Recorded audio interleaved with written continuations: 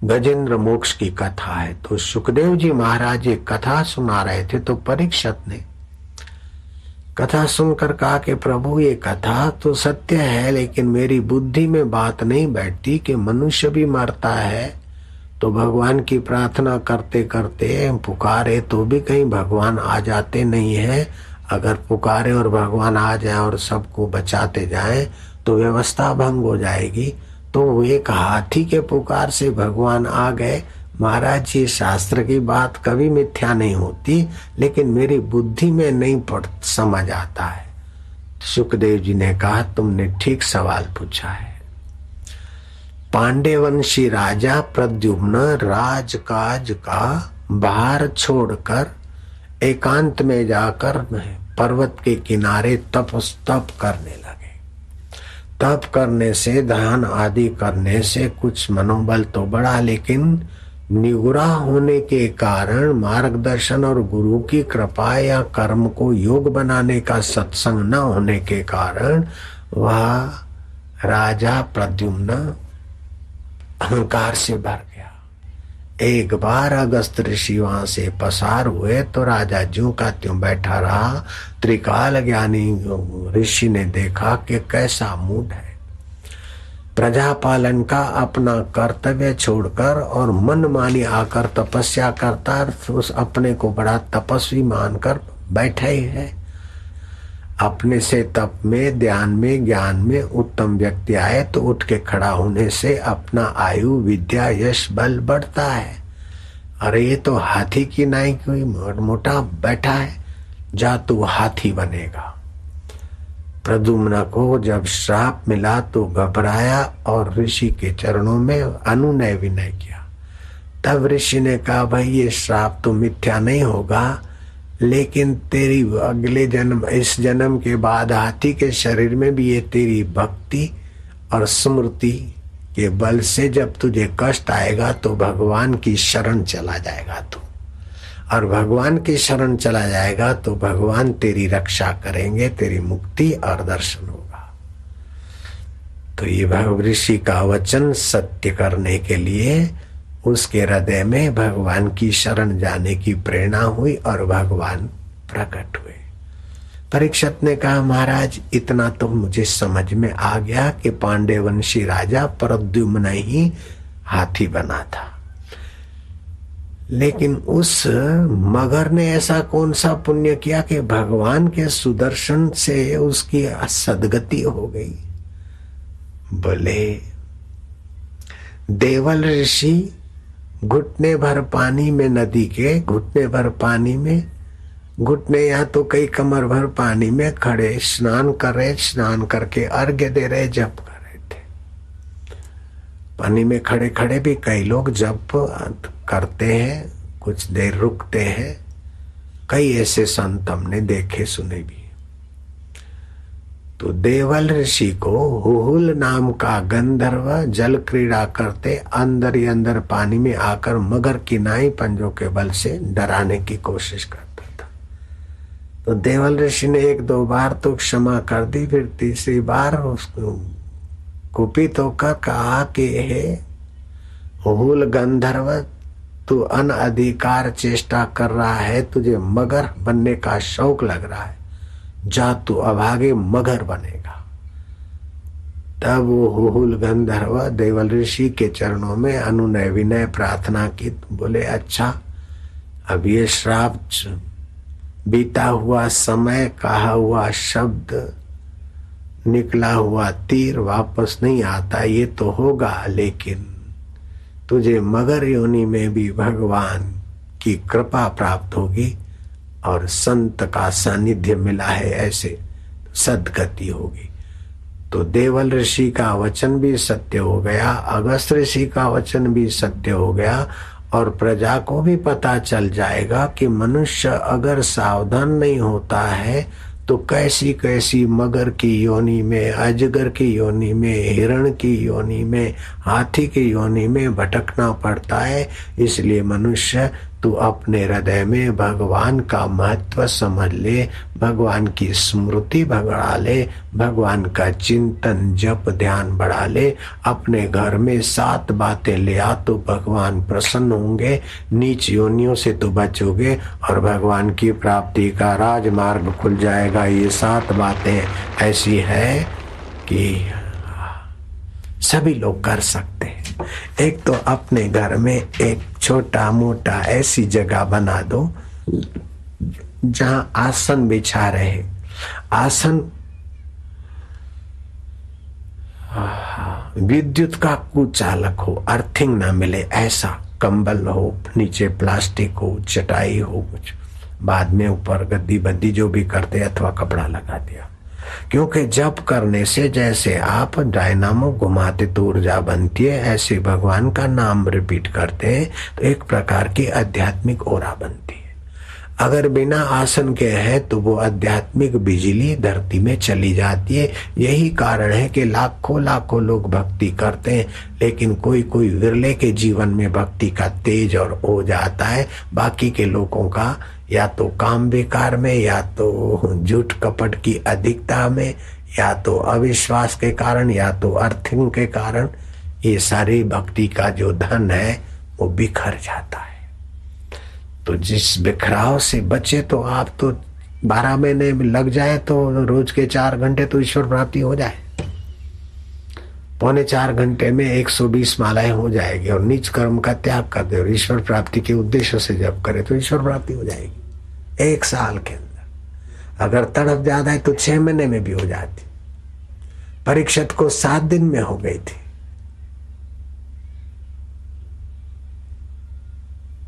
खटवांग को 2 मुहूर्त में हो गई थी। मैं तो कहता हूं 2 साल में भी हो जाए तो सौदा सस्ता है, और 20 साल में भी भगवत प्राप्ति हो जाए तो करोड़ों जन्म में क्या क्या प्राप्त किया सब छूट गया। भगवान ही अछूट है, वो एक बार मिल जाए तो शाश्वत शांति दी गच्छति।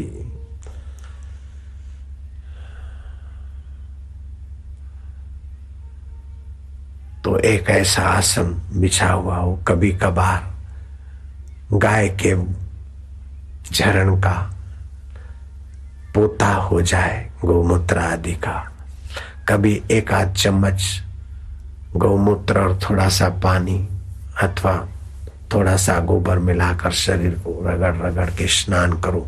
रोमकूप खुलेंगे, सात्विकता की भजन में मन लगेगा, पाप नाशिनी ऊर्जा बनेगी।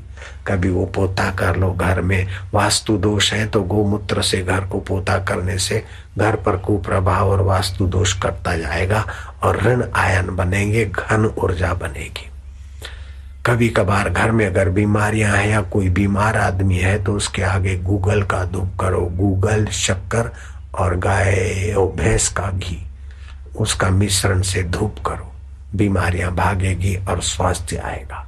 तो उस कमरे को ऐसा रखो कि कभी दिया किया, कभी धूप किया, कभी कोई ताजे फूल रख दिए। ये प्लास्टिक के फूल रखना ठीक नहीं।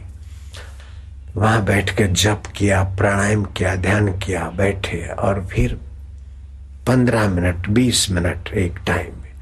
अब दिन में 4-5 बार बैठने का अवसर मिल जाए तो आपको तो 1 हफ्ता में ही चमत्कारिक एहसास होगा स्वास्थ्य का, प्रसन्नता का, बुद्धि का। तो एक आप अच्छा स्थान बना लीजिए जहां भगवान के सिवाय और दूसरा कोई काम काज ना हो। दूसरी बात क्या करेंगे कि आप कुछ समय भगवान के लिए, भगवान की प्रसन्नता के लिए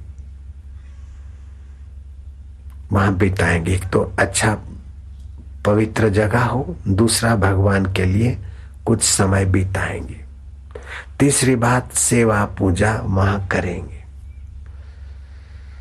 चौथी बात कुछ न कुछ ऐसा सत्कर्म अवश्य करें जिससे भगवान की प्रसन्नता मिले।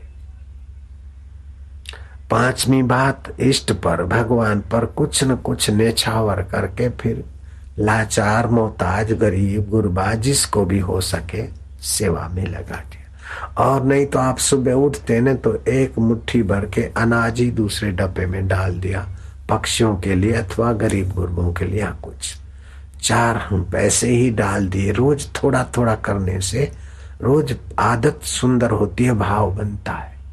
आचार्य विनोबा भावे ने अपनी माँ को पूछा, जब घर में थे, बालक थे, माँ ने कहा बेटा रोज शिव जी को जल चढ़ाओ। जल चढ़ा के आते थे। बोला माँ रोज शिव मंदिर में जाना आना होता है, साल के 365 लोटे हुए, 365 लीटर मान लो, मैं एक टैंकर साल में एक बार चढ़ा दूं तो शिव जी के लिए बहुत हो जाएगा।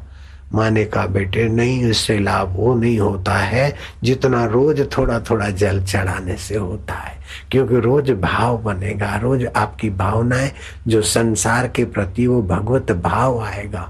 मन भगवान में लगाओ, बुद्धि भगवान में लगाओ, तो मन और बुद्धि ऐसी कोई चीज नहीं है, कोई कड़ा कुंडी के चलो भगवान में लगा दो, भगवान रूपी इंजन हमको खींच लेंगे। भगवान के भाव करना पड़ता है, भगवान तत्व का निश्चय करना पड़ता है बुद्धि से, इसी से भगवत प्राप्ति होती है।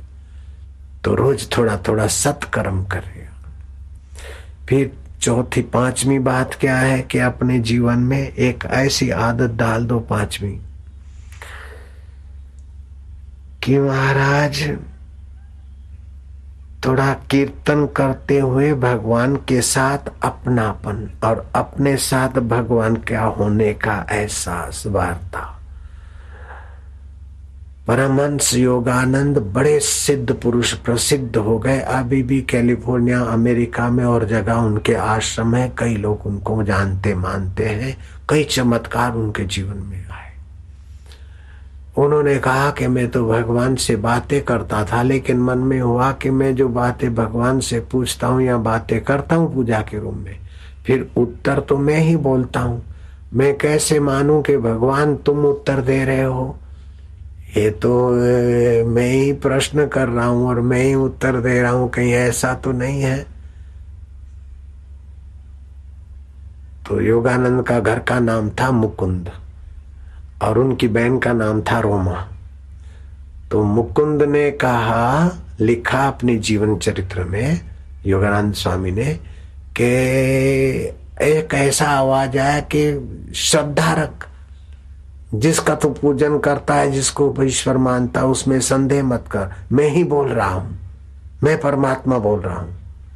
तो ये आवाज आया तो मैं तो चुप था, और ये आवाज आया तो मैंने सुना, मेरी माँ ने सुना और मेरी बहन रोमा ने सुना, तो हम चकित हो गए। और फिर तो भगवान के साथ का अपनापन बढ़ता गया, और आज मुझे लोग परमहंस योगानंद करके जान रहे, मान रहे। ये भगवान की शरण का और भगवान को अपना मानने का फल प्रत्यक्ष है। ये तो ठीक है, योगानंद के आगे भगवान की वाणी हुई, लेकिन कुत्ते के मुंह से भगवान बोले हैं, ये प्रमाण है अपने पास। तीतर के मुंह से भगवान बोले हैं मनुष्य की वाणी। भगवान सर्व समर्थ है, कर तुम शक्यम अकर्तुम। मेढक के मुंह से मनुष्य सुने, मनुष्य समझे, ऐसी वाणी बोले हैं, और वो वाणी मांडुक्य उपनिषद है। तीतर के मुख से भगवान बोले ऐसी वाणी, वो तैत्तिरीय उपनिषद है। भगवान के सामर्थ्य के आगे हमारी बुद्धि सोच विचार करके पूरा माप तो नहीं कर सकती, क्योंकि करोड़ों करोड़ों अरबों अरबों बुद्धिजीवी पैदा हो के लीन करने वाले भगवान को आप अपनी नन्ही सी प्राकृतिक बुद्धि में कैसे तोलोगे? इसलिए भगवान आप कितने कैसे हो, हम पूर्ण रूप से तो आपको नहीं जान सकते। ये अपूर्ण बुद्धि पूर्ण को कैसे जानेगी? खद्यो तो सूरज की उम्र कैसे जानेगा? लेकिन महाराज आप जैसे तैसे हो, जो भी हो, हम तुम्हारे हैं। हम तुम्हारे हैं कि नहीं, बस भगवान का पल्ला पकड़ो। पूजा के रूम में रात्रि को सोते समय हम तुम्हारे हैं ना, हम तुम्हारे। 1 दिन 2 दिन 5 दिन, अगर सच्चाई से तीव्रता से लग जाओगे तो 5 दिन बहुत हो गए। अंतरात्मा से भगवत वाणी आएगी कि हाँ तुम हमारे हो, आपका काम बन जाएगा। बेबोले भगवान जब बोलने लग जाएंगे तो आपके कई प्रकाशमय समाधान मिलेंगे, और उसका मतलब ये नहीं कि आप ये सट्टा कौन सा लगाएं, फलाने की टांग कैसे तोड़े, ये वासना संयुक्त बातें करोगे तो फिर आपका मन ही दूसरे रूप में द्वेष होगा, उसके लिए नफरत बरसाएगा, राग होगा उसके लिए अनुकूल बात करेगा। तो ये मन के फंदे में फंस जाओगे। आप राग द्वेष रहित होके भगवान से प्रीति पूर्वक नाता जोड़ो और फिर यही अनर्गल बातें न करो, खाली उनको अपना अपने को उनका मानकर उनकी प्रीति संपादन करो, फिर अच्छी प्रेरणा और सब अपने आप होता जाएगा। बिल्कुल विलक्षण चमत्कारिक लाभ होगा। फिर आप के पास चाहे पढ़ाई लिखाई है, चाहे आप एकदम अनपढ़ है, इक्का दुक्का भी आपने स्कूल में नहीं सीखा, लिखा क ख भी आप नहीं जानते, फिर भी आप बड़े बड़े विद्वानों का मार्गदर्शन कर सकते हैं। सत्ताधीशों की सत्ता की रक्षा करने का आपका संकल्प काफी हो जाता है, इतना भगवत सत्ता है। कबीर जी कोई खास नहीं पढ़े थे, लेकिन कबीर जी पर थीसिस लिखने वाले कई बच्चे डॉक्टर बन गए, पीएचडी कर रहे।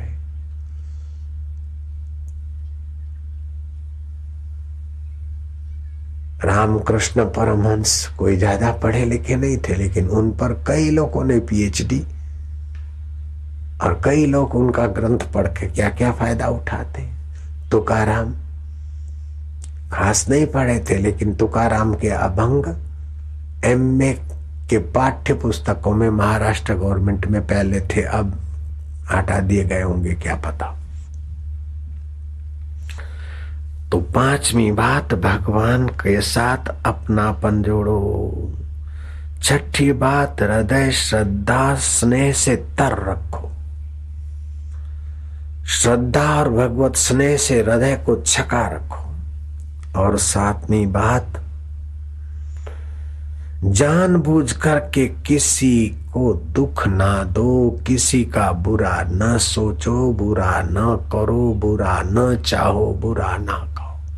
बस इतने 7 साधन होते ही आपका जीवन निर्दुख, निर्भर और निश्चिंतता से भगवत यात्रा। जैसे बच्चे का हाथ पकड़ लिया पिताजी ने, फिर उसको काहे की चिंता, रास्ता भूलने की भी चिंता नहीं और गिरने का भय भी नहीं। ऐसे ही भगवत शरण वाले का हाथ भगवान पकड़ लेते। भगवान कहते तमेव शरणम गच्छ सर्व भावे न भारता, तू मेरी शरण आ जा सर्व भाव से। शरीर से जो करे मुझ परमेश्वर अंतर्यामी की प्रसन्नता के लिए, भोजन मजा लेने के लिए नहीं करो, ये शरीर स्वस्थ रहे और भगवान के सेवा कार्य हो, भगवान की भक्ति हो। मन से जो चिंतन करे तो भगवत संबंधी चिंतन मिला दो। बुद्धि से जो निर्णय करे कि सभी के प्रेरक प्रकाशक कर्म के फलदाता ईश्वर है, बस। और ईश्वर सभी के हैं और बुद्धि का अधिष्ठान ईश्वर है। जैसे गहनों का आधार सोना है, तरंगों का आधार पानी है, ऐसे ही मिठाइयों का आधार शक्कर है, मिठास।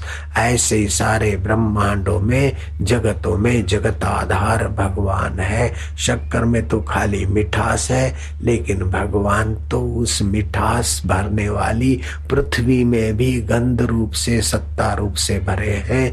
जल में स्वाद रूप भगवत सत्ता है, अग्नि में दाहक सत्ता भगवत सत्ता है, पक्षियों में किलोहलनी सत्ता भगवान की सत्ता है। तोते को हरा रंग कहाँ से लाकर किसने डाला होगा, तोता हरा कैसे बनाया, तेरी लीला अपरंपार। और मोर नीला कैसे, और मोर के एक एक पंख में क्या कला और क्या कौशल्य और कारीगरी किसी साइंटिस्ट ने भरी है। प्रभु तेरी लीला अपरंपार है। हंस और बतख सफेद कैसी बनाई से, हे परमेश्वर तेरी कैसी लीला है। एक बूंद पानी से सेठ साहूकार डॉक्टर नेता बने और हमारा हमारा करे, हंसते खेलते रोते रवटते आखिर मर गए। और ऐसे कई रोज पैदा होते लीन होते। कैसी तेरी लीला है, तेरी लीला तू ही जाने, हे जग के पालनहार। नारायण नारायण, नर नारी का तू अयन है, इसीलिए नारायण। हरि तू पाप ताप हरने वाला है, अपनी माया के प्रभाव को हर के भक्त का भला करने वाला है, इसलिए हरि है। गोविंद, गो माना इंद्रियां, इंद्रियों को सत्ता देने वाला तू ही आत्मदेव परमेश्वर, तू गोविंद है। गोपाल, इंद्रियों का पालन पोषण करने वाला भी तू ही है, नेत्रों को स्वास्थ्य देने वाला, जीव को, इंद्रियों को, तू गोविंद है, तू गोपाल है, तू अच्युत है। तेरे अनंत नाम अनंत काम, फिर भी प्रभु तेरी महिमा का कोई पार नहीं। नारायण ओम ओम ओम ओम। शांत हो गए। फिर मन इधर उधर जाए, कभी मन ना लगे तो ऐसा 2 बार श्वास लेके ऐसा ऐसा करके फिर बैठोगे तो मन लगे। कभी जीवन रसायन पुस्तक है, ईश्वर की ओर है, रामायण है, भागवत है, गीता है, पढ़ते पढ़ते जहाँ अच्छा आनंद आया, शांति आई, वहां चुप हो गए। फिर मन इधर उधर गया, फिर ग्रंथ पढ़ा, नहीं तो भगवान का नाम लिया। लंबा श्वास लो तो हरि ओम जब बोलेंगे ना, तो माँ जब बोलोगे तो होठ बंद कर देना। हाँ, हरि ओम।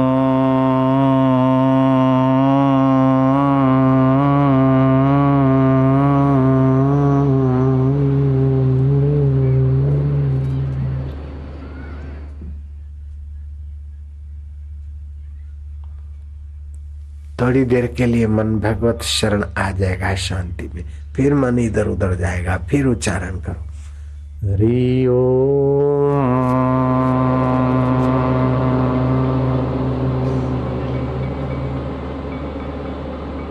भगवान के सामने देखो, ओमकार को देखो, गुरु को देखो, किसी चीज को एक टक देखते जाओ और फिर शांत होते जाओ। बड़ा सरल हो जाएगा। एक बार मन की, लोग बोलते हैं महन हमारा ऐसा है ऐसा है ऐसा है। तुम्हारे मन में हजार हजार अवगुण है, हमने मान लिया, लेकिन 2 बड़े भारी गुण है। मन को जहाँ चस्का लगता है वहां अपने आप जाता है। पान मसाले का चस्का लगा तो देखो कैसा करता है। लवर लवरी का चस्का लगा तो माँ की, बाप की, पड़ोसी की, अपनी, इधर उधर की कोई बात को नहीं करते और लवर लवरी अपना रजिस्टर मैरिज कर देते।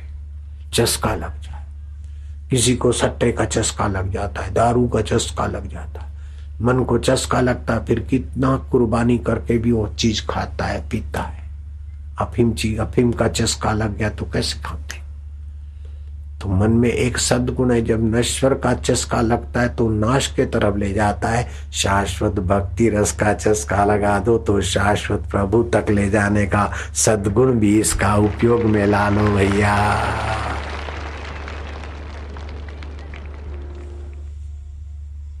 एक बात। दूसरा, मन में सद्गुण ये है कि 2 चीज एक साथ में नहीं रहती उसमें, विचारे में। जब दुखी होता है उस समय सुख नहीं, और जब सुखी होता है तो दुख नहीं उस समय। तो जब जब मन में दुख आ जाए, दुखाकार वृत्ति से दुख आता है, मैं दुखी हूं ये बेवकूफी नहीं करना। दुखी मन है, दुखाकार वृत्ति आए तो भगवान के सामने देखो तो समझो कृष्ण है, तो मंद मंद मुस्कुरा रहे कि मेरे लिए तो इतने इतने दुख थे, फिर भी मैं मुस्कुराता रहा, तो तू काहे को दुखी होता है। सुख स्वप्ना दुख बुलबुला दोनों है मेहमान, दोनों बीतन दीजिए अपने साक्षित्व को पहचान। मानो कृष्ण ऐसा कह रहे हैं अथवा राम जी कहते हैं, बहुत गई थोड़ी रही व्याकुल मन मत हो। 14 साल हमारे सपने में बीत गए तो तेरे ही है, कुछ घड़ियां बीत जाएगी, काय को दुखी होता है। बहुत गई थोड़ी रही व्याकुल मन मत हो, धीरज सबका मित्र है, करी कमाए मत खोए। शिव जी के भक्तों तो ध्यान अवस्थित करते न मन साहा, ओम संसार स्वप्ना शिव तत्व अपना। हरि ओम ओम ओम ओम ओम ओम ओम ओम ओम ओम राम राम राम राम राम राम राम राम राम राम राम राम राम बोलते जाओ।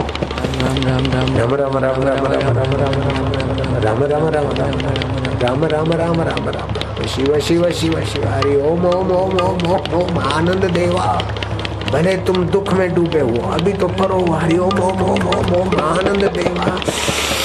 सांस लो गहरा, हरि ओम ओम ओम ओम ओम ओम हरि ओम ओम ओम ओम ओम हरि ओम ओम ओम ओम। फिर श्वास लो, रम रम रम रम रम रम रम रम।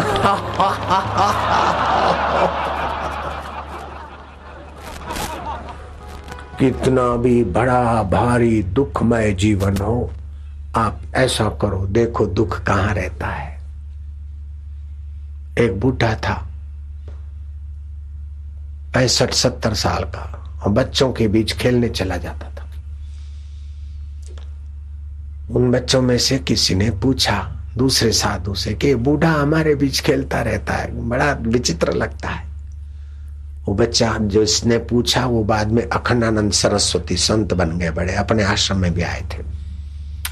तो जब बच्चे थे तो एक बूढ़ा उनके बीच खेलने को आता, तो किसी से पूछा, बोले ये बूढ़ा कोई साधारण आदमी नहीं है, इसके जीवन में तो दुखों के पहाड़ हैं भैया।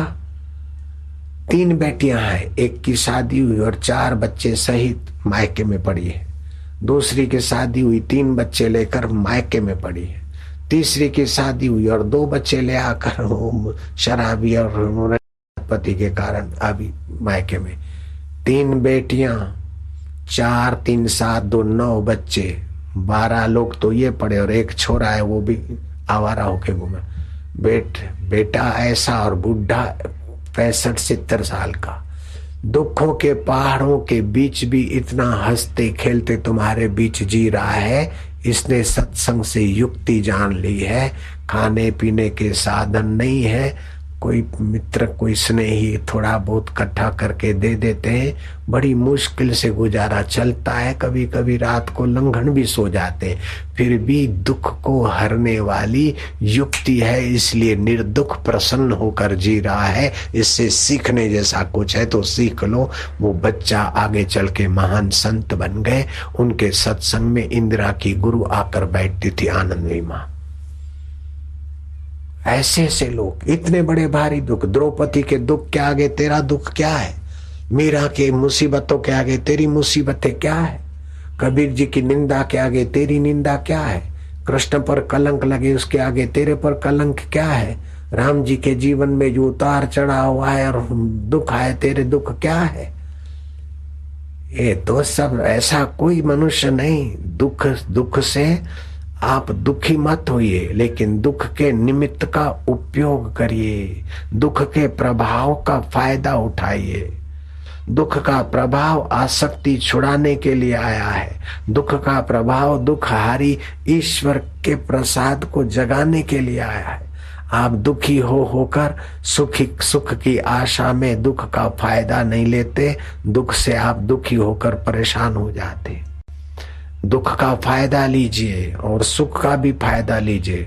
हम सुख में भी ठगे जाते हैं, दुख में भी ठगे जाते हैं। सुख हमको भोगी बनाकर, खोखला बनाकर दास बना देता है, दुख हमें डरपोक, कैर और परेशानियों से हम खोखला बना देता है।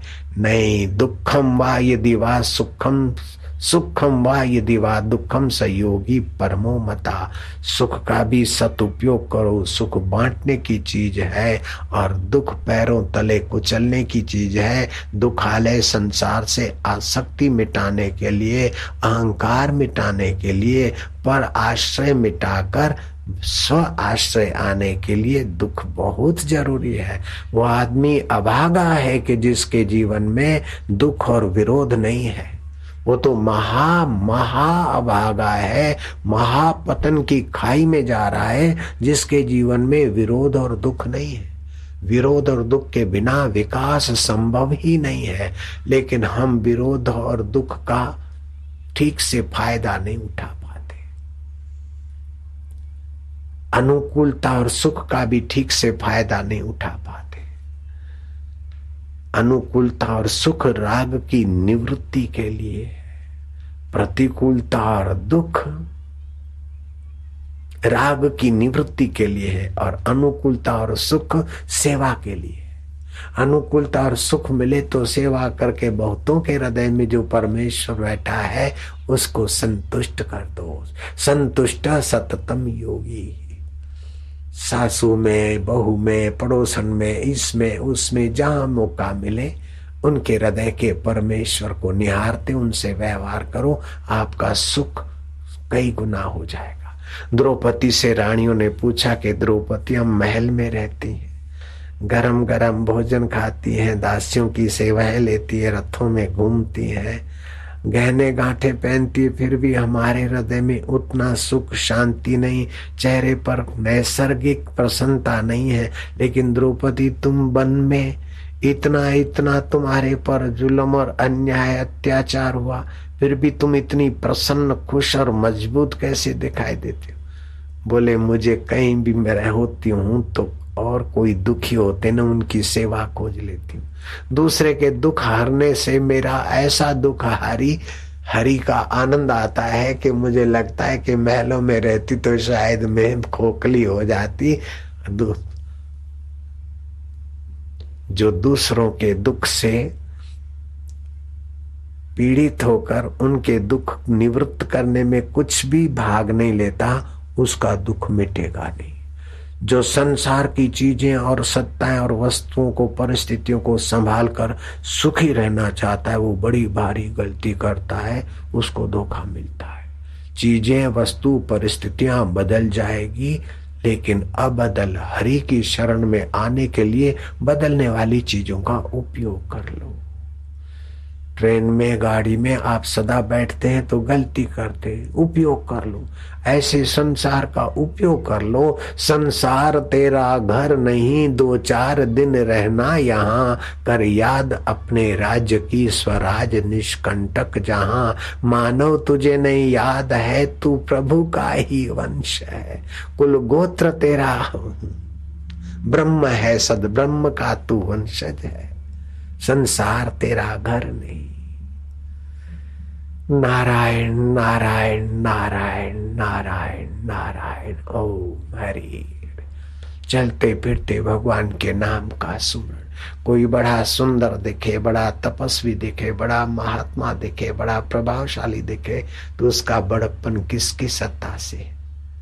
क्या उसके कपड़े की सत्ता से है, हाथ पैरों की सत्ता से? नहीं, वो तेरी सत्ता से उसका बड़प्पन है। वाह मेरे प्रभु। कोई बच्चा बच्ची नन्हे मुन्ने प्यारे लगते तो उसमें सत्ता भगवान की देखो। जहां जहां प्रभाव दिखे, विशेषता दिखे, वहां वहां भगवान की स्मृति ले आओ, तो दिखने की चीजें अनेक होगी, लेकिन आपका मन एक में ही बार बार चला जाएगा, तो बहुमति हो गई ईश्वर के तरफ की। नारद जी द्वारका जाते भगवान बोलते जाओ जरा वैंकुट की खबर ले आओ। जाते फिर आए, जाओ जरा बिंद्रावन का चक्कर मार आओ। फिर भगवान के पास जाओ, जरा फलानी जगह जाओ। तो जाने की 50 जगह, लेकिन आने की तो द्वारिका एक जगह। ऐसे ही आपका मन 50 जगह जाए, लेकिन उन 50 जगहों में बार बार भगवत स्मृति ले आओ। गंगा जी कल कल चल चल बह रही है, गंगा जी की शीतलता और मधुरता का अनुभव तू ही तो कराता है।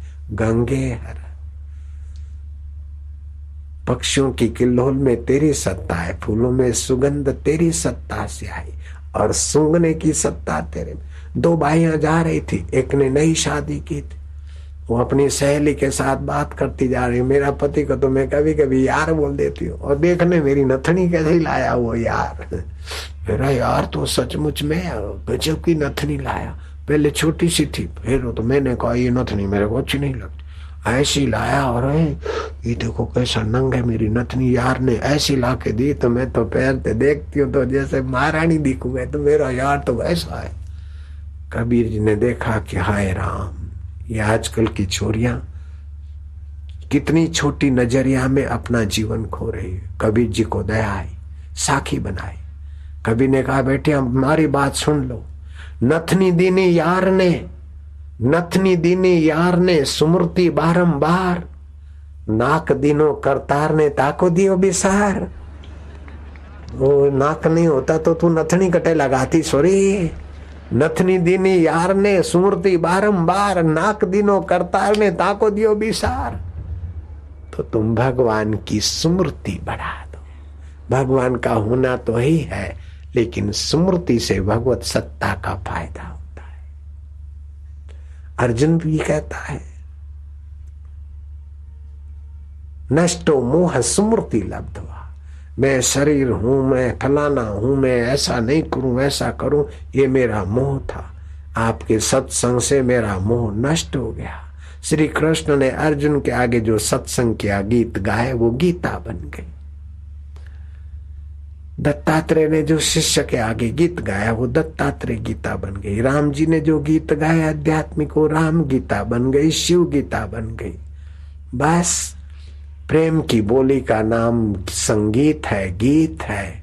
प्रेम की चाल का नाम नृत्य है। और प्रेम भगवान में करो तो महाराज वो परमात्मा की बंदगी हो जाती है। प्रेम देना जानता है और अहंकार लेना जानता है। कुछ न कुछ प्रेमी, और भगवान को क्या जरूरत है, लेकिन प्रेमी पानी का लोटा शिव जी को चढ़ा देता है, चावल के दाने रख देता है, 2 पैसे धर देता है। लक्ष्मी नारायण स्वयं है, लेकिन वहां प्रेमी दिए बिना नहीं रहता। प्रेम देते देते अपने अहम को भी दे डालता, और अहंकार लेते लेते ऐसा भारी हो जाता है कि दुनिया की चीजों से दब मरता है।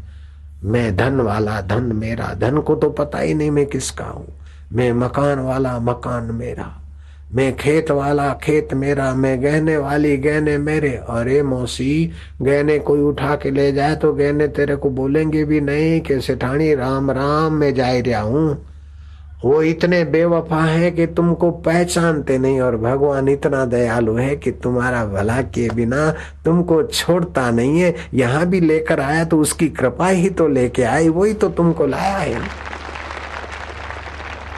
ओम नमो भगवते वासुदेवाय। श्री कृष्ण से उद्धव ने पूछा कि सबसे बड़ा पुरुषार्थ, बड़ा शौर्य क्या है? श्री कृष्ण ने कहा स्वभाव विजय शौर्य।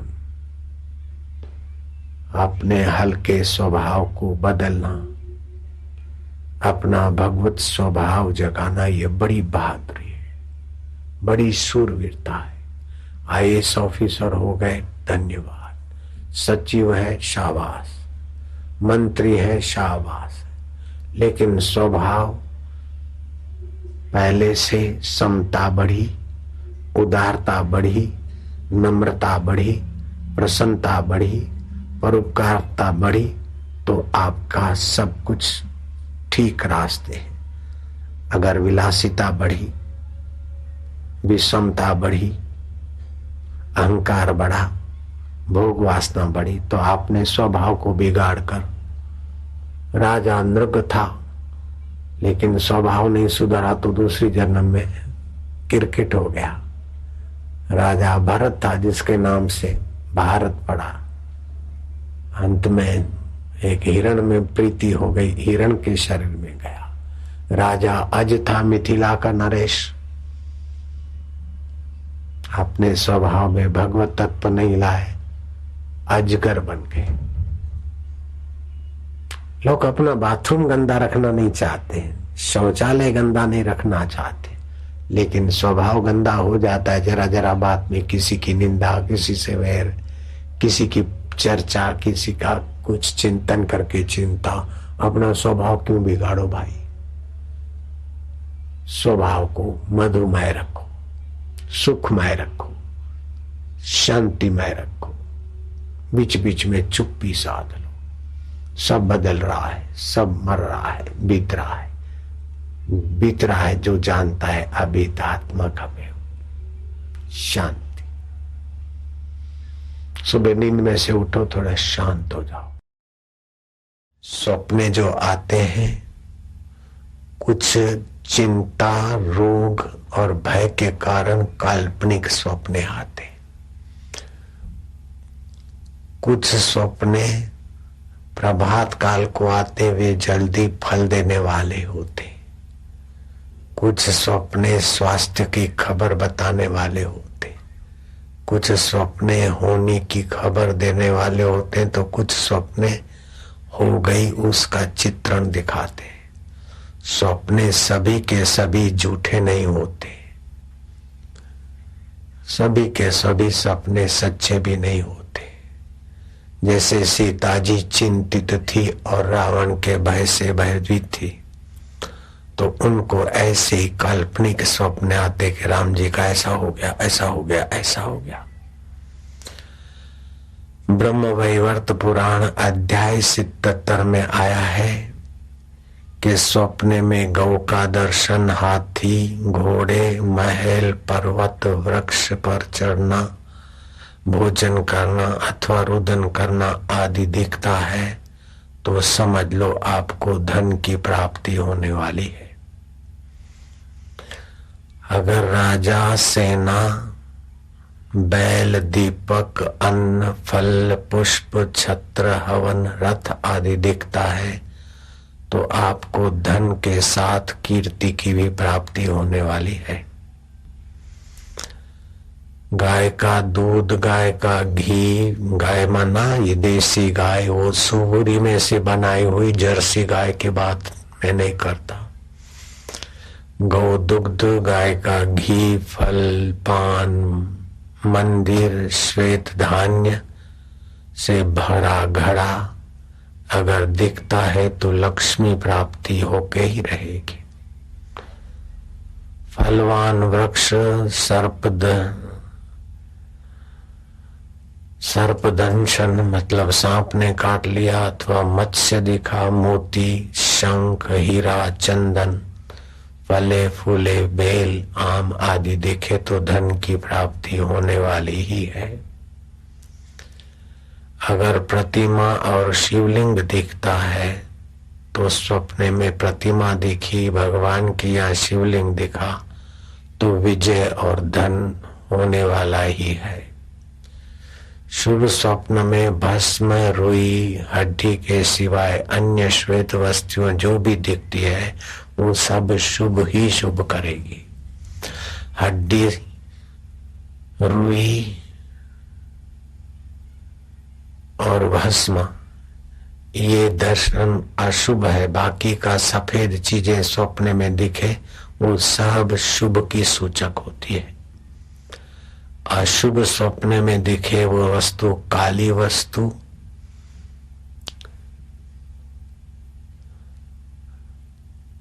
अशुभ मानी जाती, लेकिन काली गाय दिखे तो अशुभ नहीं। हाथी, घोड़े, ब्राह्मण, देवता, देव के सिवा अन्य काली वस्तुएं सब अशुभ मानी जाती है।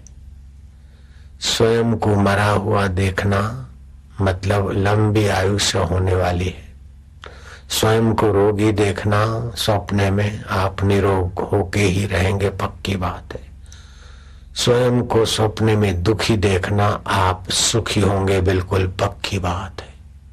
ये स्वप्न शास्त्र का सिद्धांत अकाट्य है जो आपने अभी सुना। ब्रह्म वैवर्त पुराण के आधार से मैंने आपको ज्यों का त्यों सुनाया है। एक शब्द भी मेरा उसमें मिला हुआ शायद नहीं है। सुबह उस स्वप्न को, प्रभातकालीन स्वप्न लगभग सच्चे ही होते हैं। रोग और चिंता के कारण आया तो उसमें थोड़ा संदेह होता है, बाकी सच्चे ही होते। अच्छे स्वप्ने आए तो किसी को न कहने से अच्छे स्वप्ने सफल होते। बुरे स्वप्ने आए और किसी को कह डालने से उसका कुप्रभाव बहुत कम हो जाता है, टल भी जाता है। बुरे स्वप्ने सुनाए बिना मत रहो और अच्छे स्वप्ने सुनाने को सोचो ही मत। ध्यान में बड़ी शक्ति है, चुप रहने में बड़ा सामर्थ्य है। मन इधर उधर जाए तो लंबा श्वास लेकर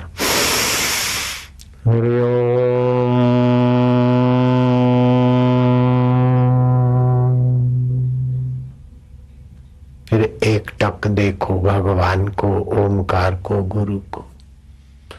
जितनी देर गुंजन में गया उतनी देर चुप हो जाओ।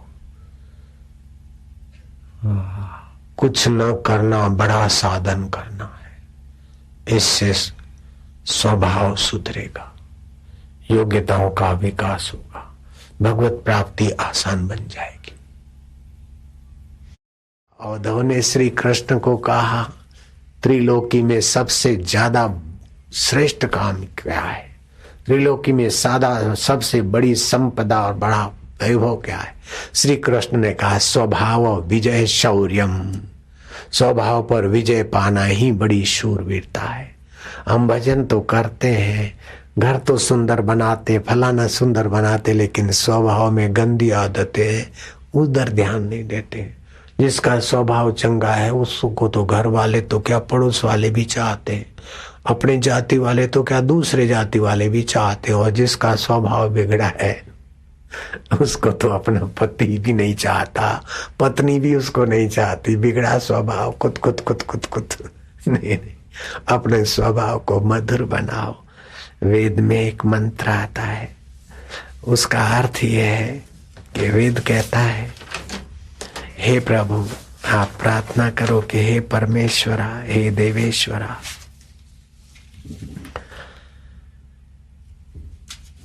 हम पर ये कृपा करो कि हमें हमारी बुद्धि में परमात्मा प्रकाश हो। अथर्ववेद का कांड 7वां, सूक्त 8वां और मंत्र पहला, भद्रार्धि श्रेय प्रेहि बृहस्पति पुरस्ताते अस्तुहु। सुख से परे परम कल्याण। ये संसारी सुख से परे, सुख तो दुख को लाता है, सुख आसक्ति को लाता है, सुख भोगी नरकों में जाता है। वेद कहता है सुख से परे परम कल्याण प्राप्त हो, तुम्हें सुख से परे परम कल्याण प्राप्त हो। और ज्ञानी तेरे पथ प्रदर्शक हो। आत्म साक्षात्कार जिन्होंने किया है, जिनको आत्मा परमात्मा का ज्ञान हुआ है, हे मनुष्य, ऐसे ज्ञानी संत तेरे पथ प्रदर्शक हो। तेरा तो मंगल होगा, तेरे दर्शन और वचन सुनने वालों का भी मंगल होगा, अगर ज्ञानी महापुरुष का पथ प्रदर्शन तुझे मिल जाएगा तो। तू 2 रोटियां कमा कर 2-4 बच्चों को जीवन पाल पोष कर मरने के लिए एक साधारण जीव नहीं है, तू मनुष्य है बेटा। और जो मन से भगवान के साथ संबंध जोड़ दे, ऐसी तेरे में मनुष्यता है। तो अपने स्वभाव को दिव्य बना। अपने जीवन में कोई न कोई व्रत रखो कि इतनी माला तो जरूर करेंगे, रात को सोने से पहले भगवान को धन्यवाद देंगे, स्नेह करेंगे, सुबह उठेंगे तो अपने 4 बातें याद करेंगे, अपना पुरुषार्थ, अपना स्वास्थ्य, अपना आरोग्य और अपना पुण्य कर्म। आज ये पुण्य कर्म करूंगा, आज ये पुरुषार्थ करूंगा।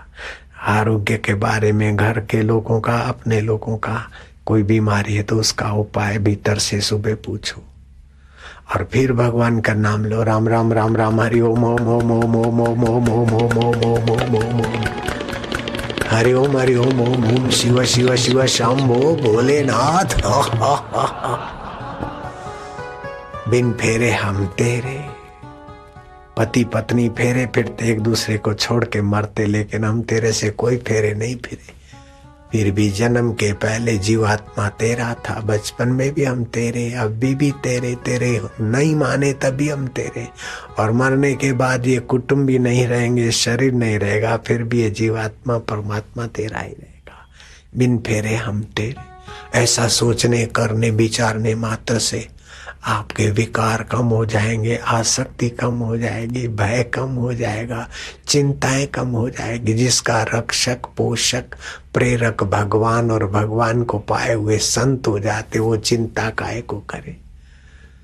चिंता बड़ी अभागिनी, चिंता से चतुराई घटे, घटे रूप और ज्ञान। चिंता बड़ी अभागिनी, चिंता चिता समान। मेरो चिंत्यो होत नहीं, हरि को चिंत्यो होए। आप पुरुषार्थ करो, लेकिन जो कुछ हो जाए सब बीत जाएगा, सब गुजर जाएगा। ये बन जाऊं, वो बन जाऊं, जन्म जन्म तक मिलते रहेंगे, लेकिन मिलेंगे तो फिर भी तो मरेंगे न बेटे। मैं पायलट बन जाऊं, मैं ये बन जाऊं, लेकिन अंत में बूढ़ा होगा, मरेगा। पायलट ही नाराज होगी, पायलट बीमार होगा, फिर क्या हो जाएगा। पायलट बन गया तो क्या बहादुरी कर दिया, और इंजीनियर बन गया तो क्या जख मार लिए, वकील बन लिया तो क्या बहादुरी कर ली, और महाराज और कुछ बन गए तो क्या बड़ी बात। जिससे बना जाता है उस प्रभु का बनकर देख, दुनिया का बनकर देख लिया, उस जगदीश्वर का बनकर देख, प्रभु में तेरा हूँ। जो बनेगा बाहर से वो तो बिगड़ेगा, लेकिन जीव आत्मा तो तेरा पहले था, अब भी है, बाद में रहेगा। ये बात पक्की मान लो, कल्याण हो जाएगा। हम भगवान के थे, हैं और रहेंगे। जैसे जल जंतु जल में से पैदा होते, जल में रहते, जल में लीन होते, ऐसे हम ईश्वर की सृष्टि में पैदा होते, ईश्वर की सृष्टि में रहते और ईश्वर में लीन होंगे। इतना मान लेने से भी आपका ईश्वरीय भाव आपको सत प्रेरणा देगा, मदद करेगा। इसकी उसकी छोटी छोटी मदद से तो आप भीख मंगे बने रहेंगे, तू ये दे दे वो दे दे। इससे तो उसी मददगार को जो सर्वत्र या सदा है उसी को अपना मान कर उसी से प्रीति करो, उसी से नाता जोड़ो, गुरु मंत्र का जप करो, 10 प्राणायाम करो। हर रोज जैसे स्नान की जरूरत है, भोजन की जरूरत है, ऐसे हर रोज सत्संग की जरूरत है। सत्शास्त्रों को पढ़ो, नियम रखो तो मन पवित्र रहे, बुद्धि पवित्र रहे, स्वभाव में भगवत रस, भगवत ज्ञान आदि आवे। नामदेव महाराज कहते हैं, हमारा व्रत तो एकादशी और हमारा देव केशव है, हमारा तीर्थ तो तुलसी माता है और हमारा व्यवसाय क्या है? हरि कीर्तन, हरि संग, संतों की चरण रज में स्नान, यही हमारा व्यवसाय है। नामदेव तो तर गए, लेकिन नामदेव के संग में कई लोग तर गए। दर्जी का काम करते कई दर्जी बन बन के मर गए, लेकिन नामदेव दर्जी नहीं बने। दर्जी का थोड़ा बहुत आजीविका करा और बाद में भगवान के भक्त बन गए। इंजीनियर, वकील, राजा तो कई बने, लेकिन जनक राजा राजा बनकर नहीं रह गए, महाराज हो गए। ऐसे कोई कोई वकील, गांधी जी वकील तो थे लेकिन वकील नहीं रह गए, महात्मा गांधी बन गए। परोपकार महात्मा बना देगा। आपके पास जो योग्यता है उसको अपने स्वार्थ के लिए खर्चोगे तो आप छोटे से केंद्र में रह जाओगे। वो योग्यता बहुजन हिताय, बहुजन सुखाय, आप ज्ञान पूर्वक उसको लगा दोगे, आपकी प्रसन्नता बढ़ेगी और उन्नति तो जैसे छाया आपके साथ चलती है ऐसी चलेगी। बिल्कुल पक्की बात है। बापूजी बापूजी बापूजी लोग कर रहे हैं, देश परदेश में कई चैनलों में बापूजी का सत्संग सुन रहे, तो क्या कोई सर्टिफिकेटों की योग्यता है अथवा पटाने वाले भाषणों की योग्यता है? नहीं नहीं, जो कुछ योग्यता है लोगों की सेवा में लग जाए, कुछ भी मिलता है ध्यान में, खोज में, शास्त्र में, लोगों की सेवा में लग जाए, बस अपने आप योग्यता बढ़ जाती। योग्यता बढ़ाने का ये तरीका सुंदर है। परहित सरिस धर्म नहीं भाई, पर पीड़न सम नहीं अधमाई। जानबूझकर किसी जीव को दुख ना देना, किसी को बुरा मत मान लेना, किसी का बुरा मत चाहना, किसी का बुरा मत करना, किसी का बुरा मत सोचना, तो आपका हृदय अच्छा बना रहेगा। सासू ने कह दिया तो कह दिया, मेरी भलाई के लिए कहो। बहू ने कह दिया तो कह दिया, इसका दिया, मुंह खड, गांठ मत बांधना। ये सासू ऐसी है, बहू ऐसी है, पड़ोसन ऐसी है, फलाना ऐसा है, फलाना ऐसा है। अरे सब समय की धारा में बीत रहा। एक आदमी, बड़ा दुखी आदमी, महाराज बेचैन हूं, मैं तो मर जाऊंगा, आत्महत्या करूंगा, मेरा फलाना आदमी पीछे पड़ा है, ऐसा है वैसा है। बुढ़िया बाबा ने कहा कि देखा कि ये तो आदमी आत्महत्या कर लेगा। बोले तू काहे को इतना दुखी होता है? बोले महाराज वो ऐसा ऐसा है, बदमाश है, मेरे पीछे पड़ा है, गुंडे रखता है, ये करता है। अरे बोले तू अभी क्यों अपने को सता रहा है? वो ऐसा है, वो ऐसा है, लेकिन वो 6 महीने में तो मर जाएगा। बोले महाराज है बस? बोले हाँ। तो आदमी तो खुश होकर चला गया। फिर अखंडानंद जी ने या दूसरे कोई अच्छे संतों ने पूछा, बाबा वो सचमुच में 6 महीना में मर जाएगा? बोले वो 6 महीने में मर जाएगा ये कोई पक्का नहीं, लेकिन 6 महीने तक दुख तो इसका मर गया, तब तक ऐसा दुखाकार वृत्ति से तो बच जाएगा, फिर मैं इसको सत्संग में लगा दूंगा। और ये उसके लिए बुरा सोचता सोचता रहेगा तो उसकी बुराई तो बढ़ती जाएगी। वो नहीं मरेगा तो उसकी शत्रुता मर जाएगी, और नहीं भी मरे तो 6 महीने तो इसको थोड़ा तसल्ली रहे, और आता जाता रहेगा। तो दुख का निमित्त बाहर होता है, दुखाकार भाव अंदर आता है, और मैं दुखी हूं ऐसी बेवकूफी जमाने से, और उस दुख को बार बार याद करने से दुख बढ़ता है। जब दुख आए तो बोलो सुख स्वप्ना दुख बुलबुला, दोनों है मेहमान, दोनों बीतन दीजिए, अपने साक्षी को पहचान। दुख नहीं था तब भी जो था वही दुख का साक्षी है, सुख नहीं था तब भी जो था वही सुख का साक्षी है। तो सुख और दुख चैतन्य साक्षी भास है, और सुख और दुख आने जाने वाले खिलौने हैं। भगवान कृष्ण और भीम के बीच की एक घटना बता दूं। एक रात्रि को घने जंगल में श्री कृष्ण और भीम को गुजारनी पड़ी।